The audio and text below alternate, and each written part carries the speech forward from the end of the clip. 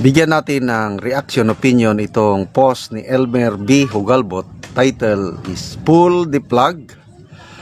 Isinare niya ang pahayag ni Mayor Benji Magalong tungkol sa kahihinatnan ng ICI. Ito, basahin ko muna ang pahayag ni Mayor Magalong. Sabi niya, maski na may intensyon na mag-appoint ulit ng commissioners, wala na sigurong magbo-volunteer. Kaya siguro pinakamagandang course of action dyan ay i-terminate na ang ICI. Kasi dalawa ng commissioner ang nag-resign, isa na lang naiwan. So anong gagawin ng Pangulo? Appoint ulit ng dalawa? Ito, sabi ni Elmer B. Hugalbot, the ICI is still in the ICU. O parang pasyente, nasa intensive care unit ngayon ang ICI. Naghihingalo ang buhay.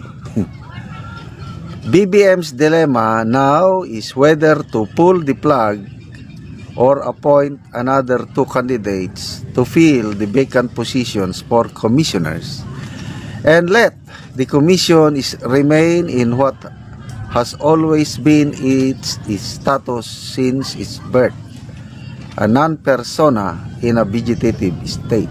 Either way, the ICI is a liability for PBBM. Agree ako dito sa opinion ni Elmer Hugalbot na liability ni Pangulong Marcos itong ICI. Nung una, medyo natuwa ako. Nung una, nagtiwala ako sa ICI dahil sa presensya ni Mayor Benji Magalong. Dahil alam ko, walang sasantuhin si Mayor Magalong basta siya ang nag-imbestiga. Kaya nung inappoint siya na special investigator at advisor, sabi ko, ito, may pag-asa ito. Totohanan na ito. Kaya lang, hindi siya nagtagal. Dahil nung nagsimulang magtrabaho, mag-imbestigar si Mayor Magalong, biglang nagreklamo ang iba. Sabi niya, bakit nag-imbestigar si Magalong? Advisor man lang siya. So, makikita mo na ang ICI, hindi talaga, ang purpose ay hindi talaga yung i-uncover ang mga kawatan. Ang ICI, lumalabas ngayon is pang-cover up sa mga masterminds sa korupsyon na ito. Ang ICI is cosmetics. Ano yan? Makeup. Para palabasin lang na ang Marcos Jr. administration ay kunuhay galit sa korupsyon. But sa totoo lang, lumalabas na ang ICI is wala. Pakitang tao lang. Kasi, bakit? Yun. Nag-resign si Mayor Magalong. Kasi, ginagawa niya yung trabaho niya. Ayaw nilang gawin ang trabaho niya. Anong klaseng ICI yan? Sumunod si Secretary Singson. Wala palang pundo ang ICI. Sinasabi na mayroon. Kaya lang nasa dyaryo lang daw.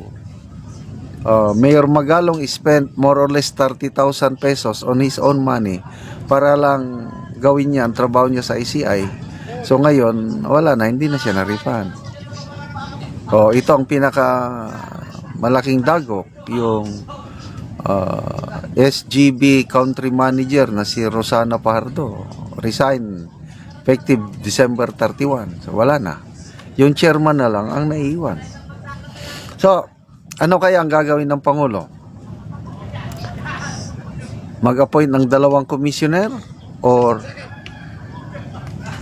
i-abolish na ang ICI? Kung i-abolish niya ang ICI, lalo siyang mapapaya. Talagang pag-aamin na hindi epektibo ang ICI kung i-abolish niya. Kaya sa tingin ko, to save his face, mag-a-appoint ng dalawang commissioner para iligtas sa lalong kahiyan ang kanyang administrasyon. Either way, wala pa rin, liability pa rin. I-abolish niya, pagtatawanan siya.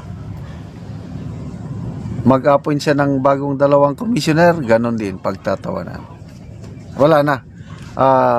Ito na yung sinasabi ni BP Sara na ang gaba dili magsaba. Yung kamalasan ng administration itong nagsisimula pa lang. Again, kahapon nag-reunion kami sa aking mga classmates. Yung isa kong classmate na mahilig din sa politika, nagsabi siya na huwag tayong mag-usap-usap sa politika, baka misunderstanding lang tayo dahil sa politika. But kaninang umaga habang nagbre-breakfast, pinag-uusapan namin nangyayari sa politika. Parehas kami ng stand. Yung isa kong classmate na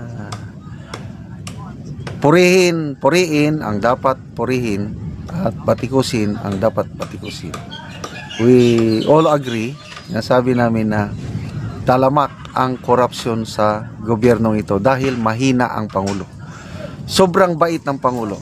Kung sa kabaitan lang, walang problema ang Pangulo. Kung sinasabi ko, kung si PBBM lang sana ang masunod, maganda sana ang pangyayari sa bansa. Ang problema, maraming nakikialam. Isa na dyan yung isa kong classmate nagsabi, pinapakinggan ko lang sila. Ang nakikialam, ang kanyang asawa at ang kanyang pinsan.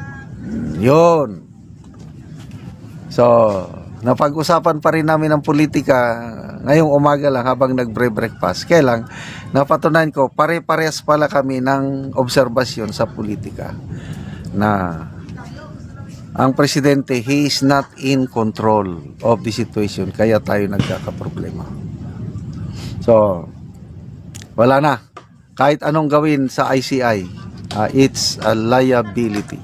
Hindi na, ito pa, yung napag-usapan namin sa breakfast with my classmates, mapakulong.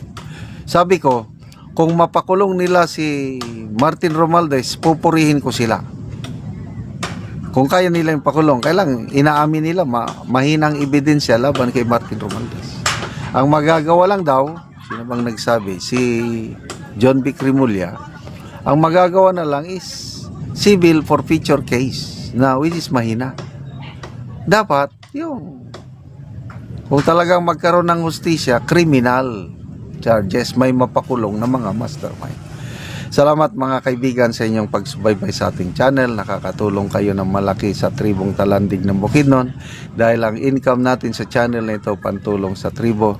Namimigay tayo ng libreng yero at pako para makapagpatayo sila ng mas maayos na